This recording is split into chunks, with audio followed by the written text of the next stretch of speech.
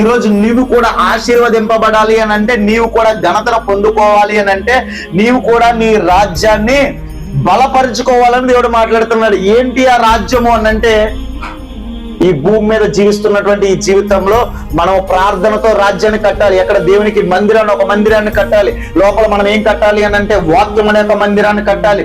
లోపల మనం ఏం కట్టాలంటే, విశ్వాసం అనే ఒక మందిరాన్ని కట్టాలి. లోపల ఏం కట్టాలంటే, భక్తి అనే మందిరాన్ని కట్టాలి. ఈ రోజు ఇవి కట్టలేకపోతున్నాం కాబట్టి మన రాజ్యాలు కూలిపోతున్నాయి, పడిపోతున్నాం. కూలిపోవడం అంటే రాజ్యాలు పడిపోతున్నాం అంటే మనం పడిపోతున్నటువంటి పరిస్థితులు. ఈ రోజు నిలబడలేకపోతున్నాము. ఈ రోజు దేవునిలో సన్నిధిలో మనం ఆనందించలేకపోతున్నాము. ఈ రోజు శ్రమలన్నీ మనకే వస్తున్నాయి, కష్టాలన్నీ మనకే వస్తున్నాయి, ఇబ్బందులన్నీ మనకే వస్తున్నాయి, అప్పుల సమస్యలన్నీ మనకే వస్తున్నాయి. కారణం ఏంటి అని అంటే, ఇక్కడ బాగుంటలేదు అక్కడికి వెళ్దాం, అక్కడ బాగుంటలేదు ఇక్కడికి వెళ్దాం, ఇక్కడికి వెళ్దాం, అక్కడికి వెళ్దాం, ఇక్కడికి వెళ్దాం అనుకుంటున్నావు. కానీ ఎక్కడ దేవుని యొక్క రాజ్యాన్ని నువ్వు బలపరచుకోలేకపోతున్నావు. ఈరోజు దేవుని యొక్క రాజ్యాన్ని నువ్వు బలపరచుకోవాలి. తన రాజ్యాన్ని బలపరుచుకున్నాడంట. అంటే మొట్టమొదటిగా ఏం చేశాడంటే, తన హృదయం అనే రాజ్యాన్ని కట్టుకున్నాడు. ఈ రోజు నీ హృదయం అనే రాజ్యాన్ని నువ్వు కట్టుకోవడానికి ఇష్టపడుతున్నావా?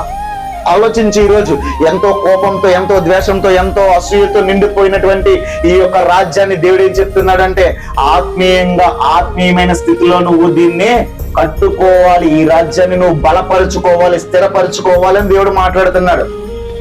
నువ్వు బలపరచుకోలేకపోతున్నావు. కారణం ఏంటంటే, చిన్న శ్రమలు నీ మీదకి వస్తున్నాయి. చిన్న భక్తి చిన్న ఇబ్బందులు రాగానే పడిపోతున్నావు, చిన్న కష్టాలు రాగానే పడిపోతున్నావు. బలం లేదు నీకు. కారణం ఏంటంటే, ఆత్మీయమైన బలం లేదు కాబట్టి లోకంలో బలం కోసం ఆలోచిస్తున్నావు. అదే ఆత్మీయమైన బలం ఉంటే, విశ్వాసంకు దానికి కర్త అయిన దాన్ని కొనసాగించు యేసు వైపు చూసి నువ్వు అడుగులు వేస్తూ ఉంటే, ఆనాడు దానియేలుకు తోడై ఉన్న దేవుడు, ఆనాడు యోసేపుకు తోడై ఉన్న దేవుడు, ఆనాడు పౌలు సీలకు తోడై ఉన్న దేవుడు ఈ రోజు నీకు నాకు కూడా తోడుగా ఉంటాడని మాట్లాడుతున్నాడు.